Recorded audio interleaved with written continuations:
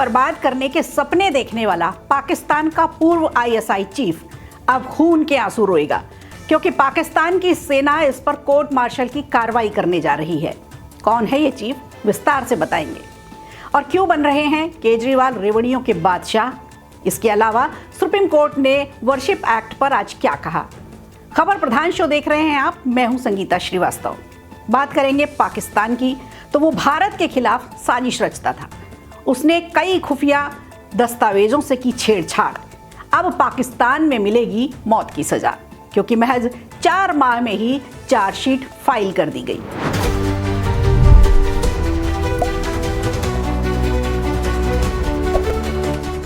पाकिस्तान की खुफिया agency ISI का ex chief lieutenant general Faiz Hamid पर अब राजद्रोह का मुकदमा चलाया जाएगा। हमीद पर देश की सुरक्षा से खिलवाड़, गोपनीयता का उल्लंघन, राजनीतिक हस्तक्षेप और अधिकारों के दुरुपयोग समेत कई गंभीर आरोप लगाए गए हैं। इसके साथ ही इसे सजा देने का रास्ता भी अब साफ हो चला है। इसके अपराध के लिए आजीवन कारावास से लेकर मौत तक की सजा सुनाई जा सकती है। बड़ी बात यह है कि फैज पर यह शिकंजा इमरान खान की मुश्किलें भी बढ़ा सकता है। अब पाकिस्तान की सेना ने बयान जारी करके कहा है कि हामिद पर जो आरोप लगाए गए थे उनकी सच्चाई साबित हो चुकी है।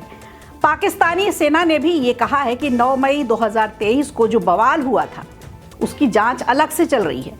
हालांकि पाकिस्तान सेना का यह भी दावा है कि कोर्ट मार्शल की प्रक्रिया के दौरान एक्स जनरल फैज हमीद को तमाम कानूनी सुविधाएं भी दी जा रही हैं।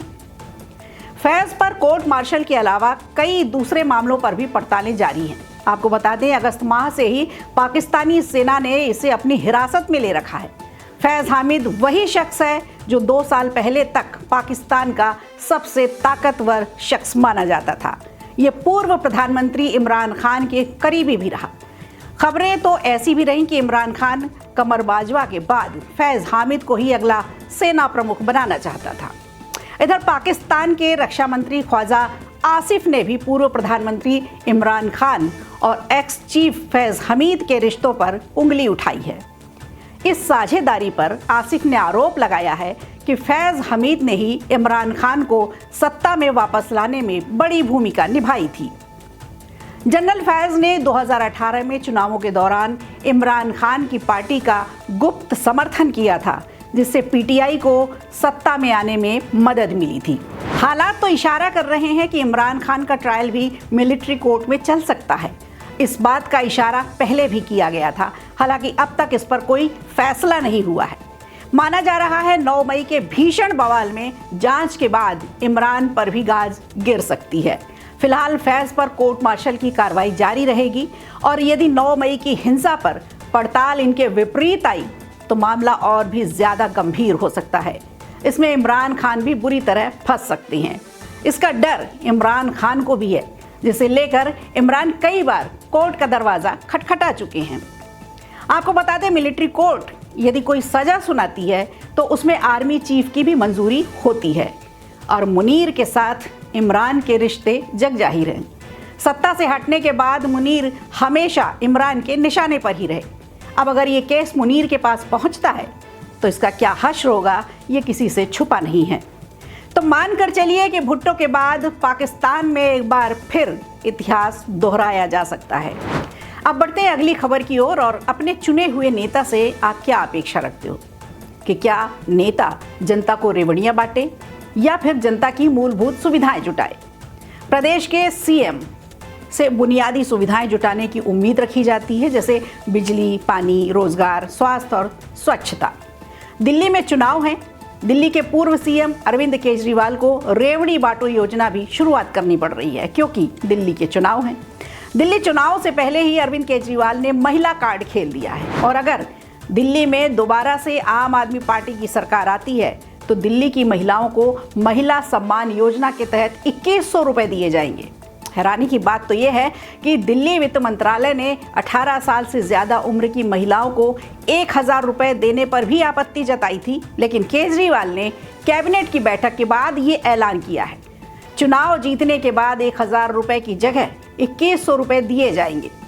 केजरीवाल के इस दांव से बीजेपी और कांग्रेस दोनों में खलबली मचना तो तय है। केजरीवाल ने यह भी बताया कि इस योजना का लाभ उठाने में उनकी मदद स्थानीय विधायक करेंगे, जिससे सभी महिलाएं योजना का लाभ उठा सकें। मध्य प्रदेश के बाद ये दांव हर स्टेट पर बिल्कुल फिट बैठ रहा है। अब दिल्ली की महिलाएं तय करेंगी कि उन्हें रेवड़ी चाहिए या मूलभूत सुविधाएं। चलिए बढ़ते हैं अगली खबर की ओर। बात करेंगे सुप्रीम कोर्ट में वर्शिप एक्ट को लेकर आज चल रही सुनवाई में बड़ा फैसला आया है। पूजा स्थल अधिनियम पर सुप्रीम कोर्ट से सीजेआई संजीव खन्ना ने कहा है कि इस मामले की अगली सुनवाई तक मंदिर मस्जिद से जुड़ी किसी भी नई याचिका पर सुनवाई नहीं होगी। कोई भी नए मुकदमे दर्ज नहीं किए जाएंगे। Chief justice Sanjeev Khanna, justice Sanjay Kumar और जस्टिस के.वी. विश्वनाथन की स्पेशल बेंच ने इस मामले पर सुनवाई की। सुप्रीम कोर्ट ने याचिकाओं के एक बड़े समूह में हलफनामा दायर करने को कहा है। सुप्रीम कोर्ट का कहना है कि पूजा स्थल अधिनियम को चुनौती देने वाली याचिकाओं पर सुनवाई और उनका निपटारा होने तक देश में कोई और मुकदमा दर्ज नहीं किया जा सकता। इसके अलावा सुप्रीम कोर्ट ने ये निचली अदालतों को भी दिशा निर्देश जारी किया है कि इन मामलों पर कोई भी ऐसा आदेश पारित ना हो। और चलिए अब बात करते हैं एक ऐसी धारा की जिसकी चर्चा इस समय जोरों पर है। आईपीसी की धारा है 498A और इस पर चर्चा होना भी लाजमी है, क्योंकि बेंगलुरु में हुए 34 साल के अतुल सुभाष के सुसाइड ने पूरे देश को झकझोर दिया है। इस हादसे के बाद घरेलू हिंसा और दहेज प्रताड़ना कानून के दुरुपयोग पर एक बहस छिड़ गई है। क्या महिलाएं वाकई इस कानूनी हंटर का उपयोग कर रही हैं? देखा जाए तो ये कोई पहला मामला नहीं है जब इस पर सवाल उठाए जा रहे हैं। सुसाइड करने वाले बेंगलुरु के अतुल सुभाष के परिजनों ने आरोप लगाया है कि उनके बेटे की पत्नी यानी निकिता और उसके ससुराल वालों की प्रताड़ना से परेशान होकर उनके बेटे अतुल ने आत्महत्या की है। अतुल सुभाष के सुसाइड नोट और वीडियो के सामने आने के बाद सोशल मीडिया पर इस दुर्घटना की घर घर में चर्चा हो रही है। आत्मिक रिश्तों के इस तरह से टूटने को लेकर हर कोई परेशान है। सामाजिक ताने बाने पर प्रश्न चिन्ह लगाए जा रहे हैं। इसीलिए ये जो पावर दी गई है विवाहित महिलाओं को धारा 498A की, इसे लेकर लोग तरह तरह के सवाल उठा रहे हैं। खासकर पुरुष वर्ग ज्यादा आहत है। लोगों में अतुल सुभाष की पत्नी को लेकर नाराजगी तो है ही, ज्यादा नाराजगी सिस्टम से भी है, जिसने केस की सुनवाई को गंभीरता से नहीं लिया। शिकायत धारा 498A से भी है, जिसका इस देश में दुरुपयोग हो रहा है, जिसकी वजह से पत्नियों को इतनी पावर मिल गई है, विवाद होने पर पति के साथ साथ पति के परिवार वालों की जिंदगी भी बर्बाद हो रही है। सबसे दुखद पहलू है इस कानून के डर से लोग आत्महत्या कर रहे हैं। इसमें सिस्टम भी उतना ही दोषी बताया जा रहा है। विवाह योग्य युवा विवाह के नाम से डरने लगे हैं, घबराने लगे हैं। तो आइए समझते हैं आईपीसी की धारा 498 को ये क्या है और कितनी पावर मिली है इसे, जिसकी वजह से देश भर में आज बवाल मचा है। चलिए समझते हैं कि धारा कब लगाई गई, क्यों लगाई गई। इस मुद्दे को कानूनी रूप देने से पहले एक वक्त ऐसा था जब विवाहित महिलाओं पर घरेलू हिंसा के कई मामले आए दिन सुर्खियों में रहते थे। विवाहित महिलाओं के खिलाफ हो रही हिंसा और उत्पीड़न को रोकने के लिए 1983 में आईपीसी की धारा 498A को लागू किया गया था। इसका उद्देश्य भी यही था कि उन महिलाओं को कानूनी सुरक्षा मिले जो अपने पति या ससुराल वालों की वजह से हिंसा और क्रूरता का शिकार होती हैं। यानी महिला का पति या ससुराल पक्ष के लोग किसी भी तरह की मानसिक प्रताड़ना या शारीरिक पीड़ा यदि देते हैं तो इसे अपराध की श्रेणी में माना जाएगा। इस खबर की चर्चा के बाद सुप्रीम कोर्ट ने इसे संज्ञान में लेते हुए कहा कि दहेज उत्पीड़न के मामलों में अदालतों को कानून का दुरुपयोग रोकने के लिए सावधानी बरतनी चाहिए और निर्दोष पति उसके सगे संबंधियों को फंसाने की जो प्रवृत्ति है उसे देखते हुए परिवार के सदस्यों को भी सुरक्षा देनी चाहिए, उन्हें इस परेशानी से बचाना चाहिए। कई केस ऐसे भी देखने में आ रहे हैं इन धाराओं का उपयोग जिनमें धड़ल्ले से किया जा रहा है।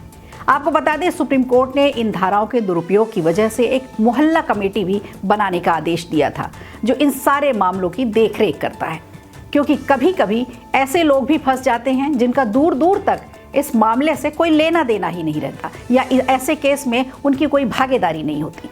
अगर किसी ऐसे व्यक्ति को लगता है कि इस मामले में वो बिल्कुल निर्दोष है, उसके पास पुख्ता सबूत है, वीडियो फुटेज हैं, गवाह हैं, तो झूठी एफआईआर और केस के मामले में वो सीधे आईपीसी की धारा 482 के तहत हाईकोर्ट में अपना आवेदन दे सकता है। आज के खबर प्रधान शो में इतना ही। बने रहिए खबर प्रधान के साथ। वीडियो अच्छा लगा हो तो लाइक कीजिए, शेयर कीजिए और कमेंट बॉक्स में हमें ज़रूर बताइए।